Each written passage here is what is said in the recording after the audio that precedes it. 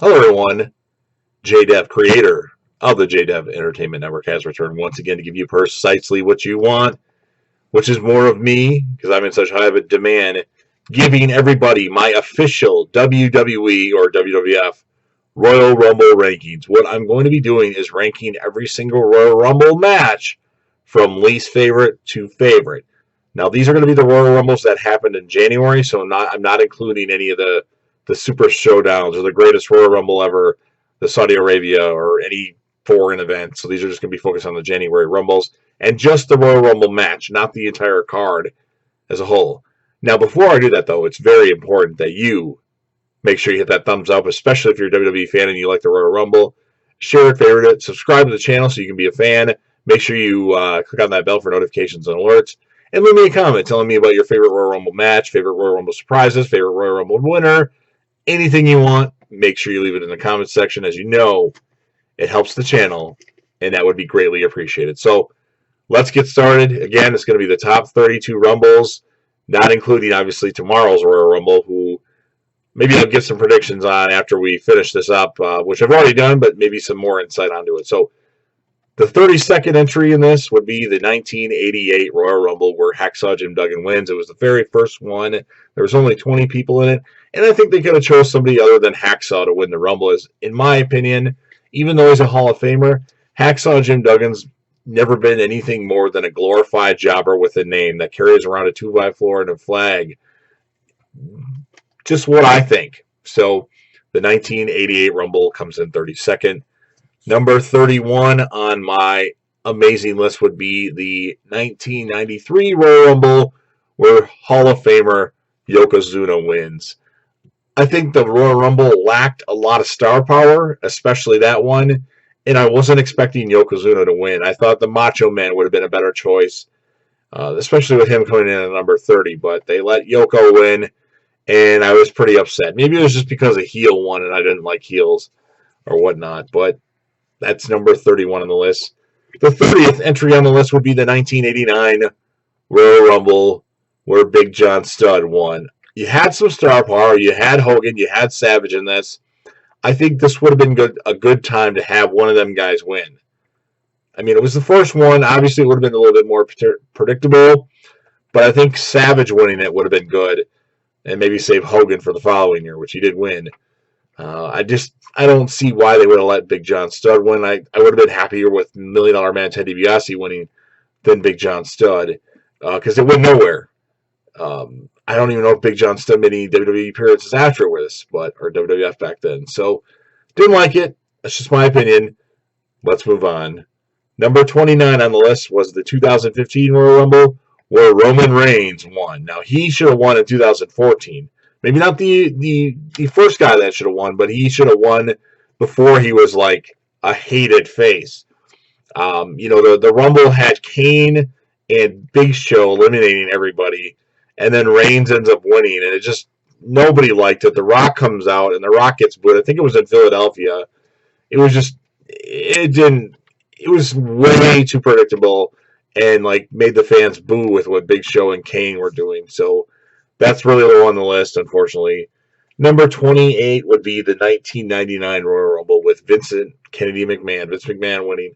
While it's not necessarily the worst choice, I just don't think Vince should have won a Rumble. I think that it devalued the Rumble, and I don't know. Austin should have won that Rumble, but or a heel Rock should have won that Rumble, but obviously they like to defend the title at the Rumble as well, but not Vince. Shane someday should have won a Rumble, or maybe he still has a chance, but not Vince, not 99. I don't know. A lot of you will probably disagree with me on that, but that's just my thoughts on that. Number 27 on the list is going to be the 2012 Royal Rumble, where Sheamus won. I think this should have been a Royal Rumble victory for Chris Jericho. I just think Jericho, with his longevity in wrestling in the WWE, he should have had a Rumble victory. Who knows if he'll even be back? I mean, I'm sure he'll be a Hall of Famer someday, but I think he kind of likes it in AEW. But Jericho should have won in 2012. My opinion. Number 26 on the list, a Rumble that kind of was weak with star power, and that would be the 2011 Royal Rumble that had 40 entrants in it, and Alberto Del Rio won. First of all, Alberto Del Rio wasn't good enough at that time. He had just debuted. He should have been more featured in maybe one in 2012 versus 2011. You could have had a heel CM Punk win in 2011. Or John Morrison, if I do recall, that's the Rumble where he jumps on the apron, or jumps on the guardrail padding, and then jumps back to the steel steps. If I remember correctly, he gets pushed out by William Regal. I would have been fine with John Morrison winning, but not Alberto Del Rio. Even Santino winning at the end would have been better than Alberto Del Rio, because Del Rio, he didn't win at WrestleMania. I think when the Royal Rumble winner doesn't win at WrestleMania, it really cheapens the Rumble. But then again, it's predictable sometimes. So that's my opinion on that. Good surprise, though, Kevin Nash and Booker T coming, but it wasn't really a surprise because there was internet chatter about it all week long leading into it, especially the day before. Number 25 on the list, the 2013 Royal Rumble where John Cena wins. It was just way too predictable. I don't remember a lot about it. I think Ryback was in last with him. It was Ryback and Cena. I would have preferred somebody else. You could have easily had Cena go on to WrestleMania to face The Rock. He didn't need him to win the Royal Rumble. So that's why I have that match, or that particular Royal Rumble, so low. 24th on the list would be the 2018 Royal Rumble where Shinsuke Nakamura won. Again, another Royal Rumble where the Rumble winner doesn't win at WrestleMania. I would have rather seen Nakamura with the title going into WrestleMania and AJ Styles winning the Royal Rumble or something like that. But Shinsuke winning, not the best choice. I did like the female Rumble that year, the inaugural one with Asuka winning. Lots of nice surprises in that Rumble, and it was a lot of fun. But Shinsuke winning, I just didn't like it. Probably because he didn't win at WrestleMania, but because Shinsuke, in my opinion, wasn't over enough at that moment. But, you're entitled to your opinion. Next on the list, coming in 23rd, we have the 2019 Royal Rumble where Seth frickin' Rollins wins. Too predictable. It could have easily had Seth Rollins face Brock Lesnar at WrestleMania. That wouldn't have been a problem. But if you're going to have Kofi Kingston face Daniel Bryan for the title at WrestleMania, why not have him win the Royal Rumble? Now, I don't think that was necessarily the plan going in the Rumble, but Kofi Kingston, instead of him getting eliminated in a really cool way, have him win it. That would have been really awesome, because I don't think anybody would have expected it. That's the thing. I would have rather preferred Kofi to win over the Seth Rollins. So, unfortunately, that's low on the list because of that. 22nd on the list is the 2007 Royal Rumble where The Undertaker won. I get it. The Undertaker, he deserves a Rumble win, but I didn't like it. I would have preferred Shawn Michaels to win that year just because surprisingly enough, I'm not a fan of The Undertaker. I respect the hell out of him, but I think it would have been better if somebody else would have won that Rumble, and I could be wrong. The next one on the list, we have the 21st Royal Rumble, or the 21st on the list, I should say, in 2000 when The Rock won, which was a very sloppy Rumble, and they didn't even do the elimination right because The Rock's feet hit the floor first. It was cool. If I remember correctly, that's where Kai and Tai came down, each member of Kai and Tai, which was cool, but I just didn't like... It was too predictable that The Rock was going to win. And then The Rock didn't even win the title at WrestleMania.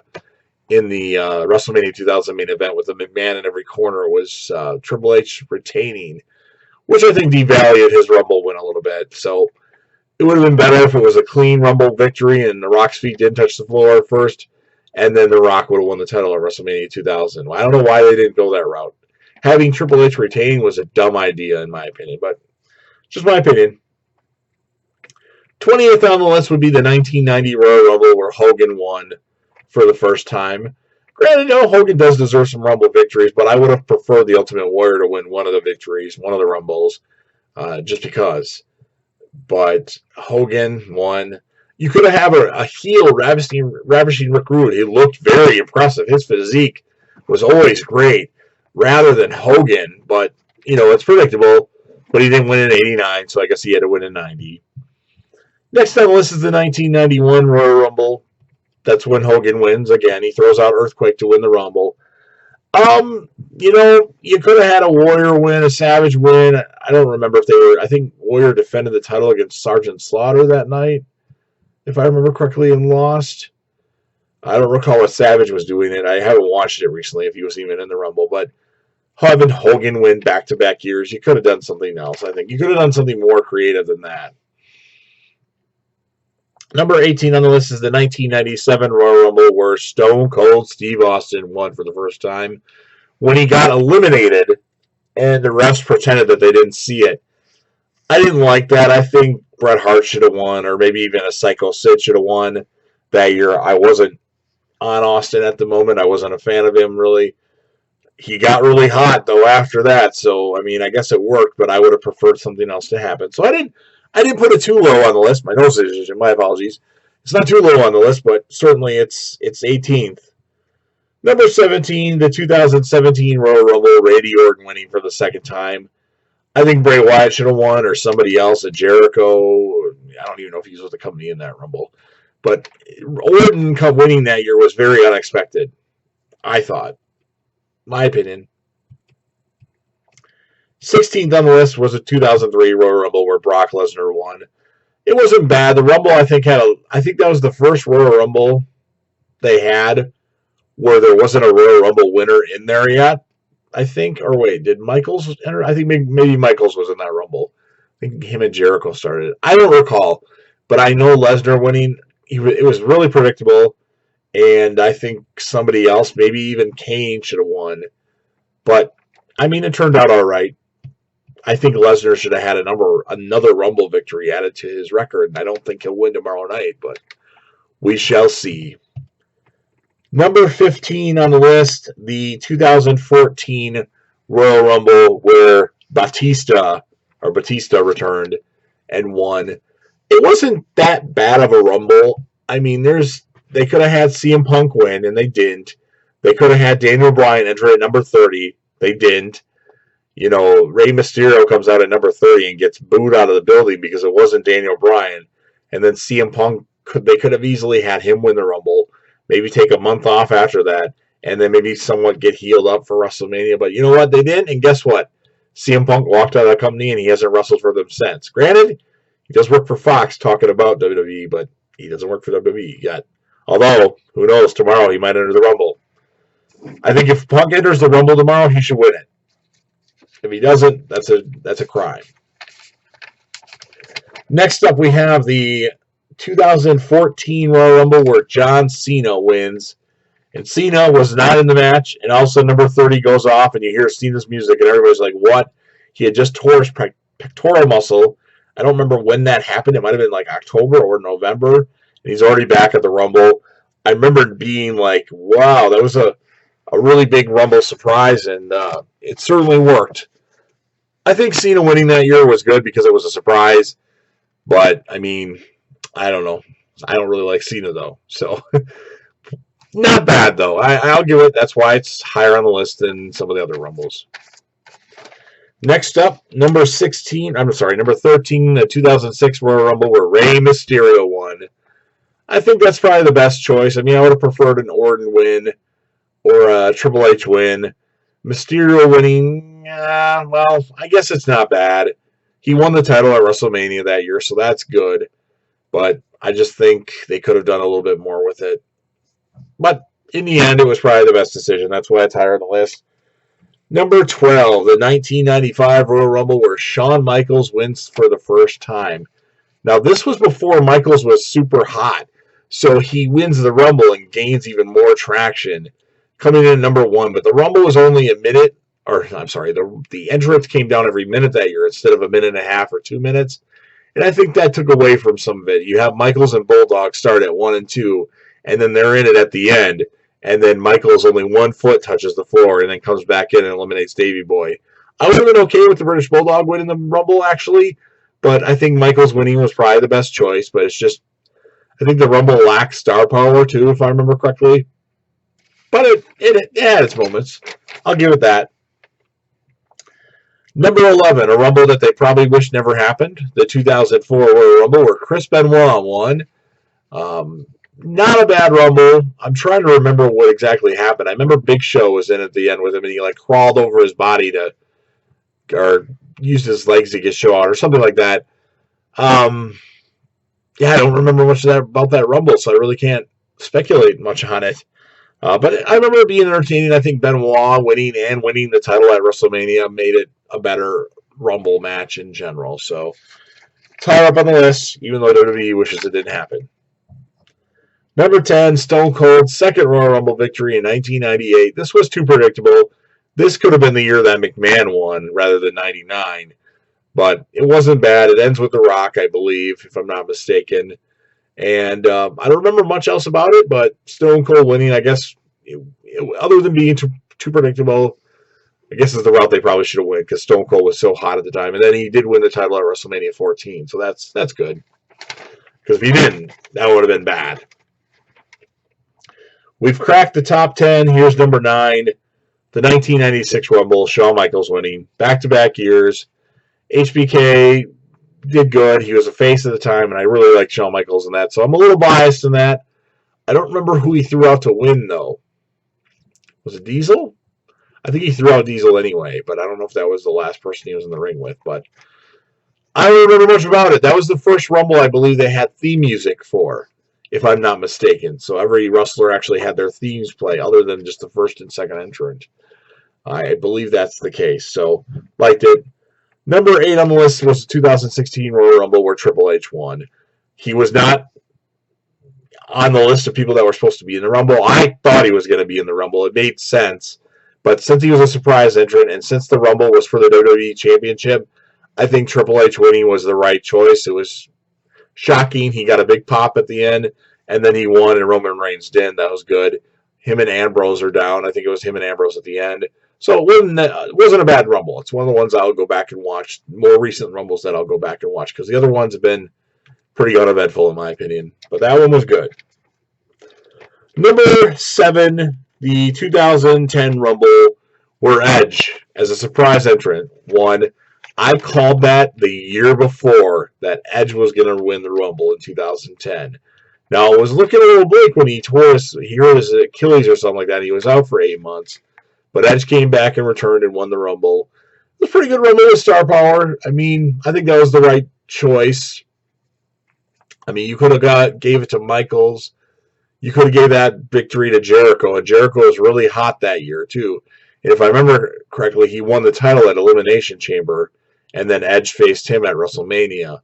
You could have had Jericho easily win that Rumble. But Edge returning was obviously the better choice as he's a face. But Jericho deserves a Rumble victory. And I'm not even Jericho's biggest fan, but he deserves a Rumble victory. Number 6, the 2009 Royal Rumble where Randy Orton won. Orton had a new theme. He was a tweener character. No, he's more heel than with Legacy. And if memory serves me correctly, Orton wrestled that night with the flu. But it was just a good Rumble. Orton was hot at the time, and I think that was the best choice to win the Rumble, if I remember correctly. I don't remember anybody else in it that would really, unless you give another victory to Triple H. So that was a good one. Top 5 now. Number 5, the 2005 Royal Rumble where Batista wins.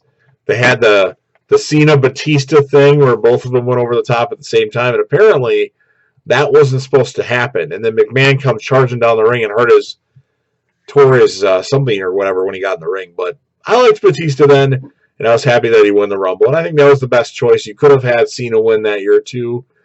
Other than that, I don't see anybody else really being deserving of winning that Rumble. Number 4, another Rumble where the WWE title, or back then WWF title, was on the line. Ric Flair wins in 1992. Star power in that Rumble. Lots of good people. I would have preferred an Ultimate Warrior victory or a Psycho Sid victory, but Flair winning, staying in the ring from number 3 to number 30, not bad at all, actually. So looking back on it, I think that they made the right call there. Number 3 on my list, you guys are going to be a little surprised by this. It's a little higher on the list than most of you probably would have put it, but the 1994 Rumble where Bret Hart and Lex Luger won. I was a big fan of Bret Hart and Lex Luger, and then you had the drama of number 25 going off, and nobody comes out, and then somebody saying that must have been Bret Hart's number because Owen beat him up early in the night when they, I think, fought for the tag titles. So then number 27 comes out, and Bret Hart comes limping down the ring, and it was not bad at all. I liked it a lot, and Luger was really hot at the time, so it was. As a kid, that was a really, really fun Rumble for me. I would have been 12 years old that year, so I enjoyed it a lot. Number 2, I'm going to give it to the 2002 Royal Rumble. They had a lot of surprise returns. Granted, they were returns that were announced ahead of time. Goldust, The Godfather, Val Venus, and Mr. Perfect Kurt Hennig. But it made the Rumble special. And then Triple H coming off the quad injury, his first pay-per-view back since that quad injury, getting at a loud pop. He came back to Raw, I think it was January 7th of 2002 on Raw. And then he comes out of the Rumble to a loud pop. I mean, Triple H, that was good. And then Austin sitting on the corner going like this to his watch, going, what? I liked it. Hurricane grabbing Austin and Triple H, trying to double choke slam him. I liked the Rumble. I would have been okay with Austin winning, but I think Triple H was the right call there. He was hot, really hot at the time. Maybe one of the hottest wrestlers at one time that I've ever seen. And my favorite Royal Rumble of all time, the 2001 Royal Rumble where Stone Cold wins. I enjoyed it. It was him coming back from injury. Well, he came back in September, but he hadn't won the title yet. And winning that Rumble gave him the chance to go on to WrestleMania, where he fought The Rock in arguably the best WrestleMania ever at WrestleMania 19. No, that's not right. WrestleMania 17. Not bad. Not bad at all. I really enjoyed that Rumble. I thought Austin did a great job. Kane eliminating a lot of guys in that Rumble. And it was pretty good. So there you have it. There are my favorite Royal Rumbles of all time. In order. Now we've got the Royal Rumble 2020 tomorrow. I mean, who should win the Rumble? I mean, Brock Lesnar, I think, deserves another Rumble win. Of course, Brock Lesnar, he's had so much since he's come back. Drew McIntyre, I think that would put him over the top, giving him a Rumble victory. AJ Styles, if you want to turn him face again, that would be good, but I don't think that's going to happen. So if Edge would get a title shot, because I'm pretty sure Edge will be in tomorrow's Rumble. That's been the rumor for about 2 months now, or at least a month. If he's getting put in the title picture for his comeback, assuming he's in it, I don't know if he deserves a second Rumble win, though. So I think either McIntyre or AJ Styles, and that's who I think should win. So leave your comments. Make sure you're a sub for this channel to get all my amazing content. And make sure you click on the notifications for alerts. Or click on the bell for notifications alerts. And I hope you enjoyed this video. I put a lot of thought into it. And, of course, J-Deb will be back soon with another. Peace.